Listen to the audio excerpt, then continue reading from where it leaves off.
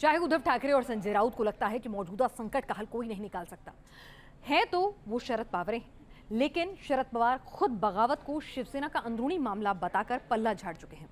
तो क्या सत्ता बचेगी या फिर एनसीपी कांग्रेस के साथ बने रहने की कीमत उद्धव ठाकरे की पार्टी में फूट से चुकानी होगी? और अगर ऐसा होता है तो फिर फायदा किसका होगा? तो कहीं ऐसा तो नहीं कि पर्दे के पीछे से महाराष्ट्र में सियासत की कोई दूसरी चौसर भी खेली जा रही है?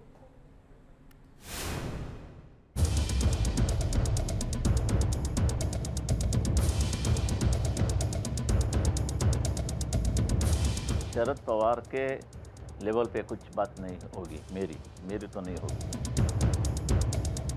मैं मेरी शिवसेना की कांग्रेस नहीं होना दूंगा, नहीं, कभी नहीं।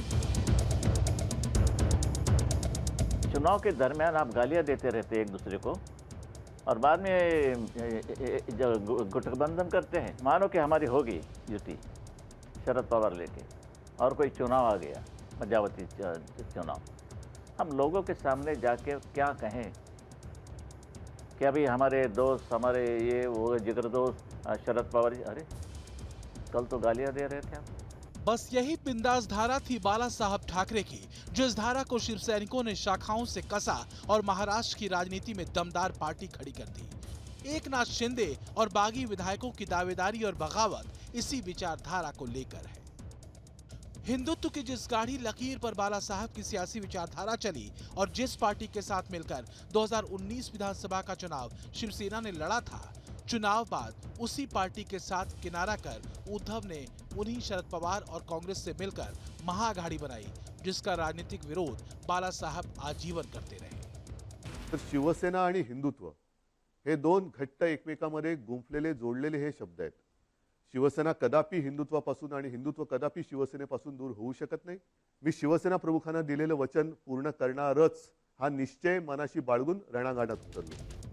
लेकिन अफसोस ये कि उद्धव ठाकरे की ये दलील भी खाली चली गई और गुवाहाटी में शिंदे की अगुवाई में बैठे बागी शिवसेना विधायकों पर कोई असर नहीं कर पाई। इसके पीछे वजह है क्योंकि शिवसेना का शरद पवार की पार्टी के साथ गठबंधन, एनसीपी का उद्धव सरकार का रिमोट अपने हाथ में लेना और हिंदुत्व की धारा वाले विधायकों से बढ़ती दूरी, जिसका जिक्र बागी विधायकों ने उद्धव ठाकरे को लिखी चिट्ठी में भी किया था।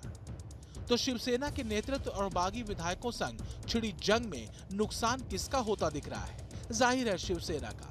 तो क्या उद्धव ठाकरे हिंदुत्व की विचारधारा से हटने और बाला साहब ठाकरे के राजनीतिक विरोधी रहे शरद पवार के साथ जाने की कीमत चुकाएंगे? शिवसेना अगर कमजोर हुई तो फायदा किसे होगा? जाहिर है एनसीपी को। महाराष्ट्र में कांग्रेस तो वैसे भी बची खुची सांसें गिन रही है। तो क्या जानबूझकर ऐसी परिस्थितियां बनाई गई? और अगर हाँ, तो मातोश्री का सियासी ब्रेन वॉश आखिर किया किसने कि उद्धव ठाकरे शिवसेना विधायकों के लिए आउट ऑफ रीच हो चुके थे। एनसीपी के मंत्रियों और विधायकों को आसानी से मिलते थे, जबकि शिवसेना विधायकों को मुख्यमंत्री दफ्तर में मिलने को कहा जाता था, लेकिन उद्धव ठाकरे कभी सीएम दफ्तर जाते ही नहीं। बागी विधायकों का यह भी कहना था कि एनसीपी कांग्रेस के साथ जाना गलत फैसला था। लेकिन संजय को उम्मीद है कि पवार का पावर एक बार फिर सत्ता पर मंडराते खतरे का हल निकाल देगा। उद्धव भी शरद पवार से मिल चुके हैं, मंथनों का दौर जारी है। अब ये आखिर तक सरकार कब बनेगी, ये लोगों की जो बोल रहे हैं मुझे मालूम नहीं। बनेगी भी या नहीं बनेगी उस बारे में कोई बोल नहीं सकता है। धमकियां देने का काम चल रहा है माननीय पवार साहब को। अगर ये सरकार को बचाए गए तो देख लेंगे, ये केंद्रीय मंत्री बोल रहा है।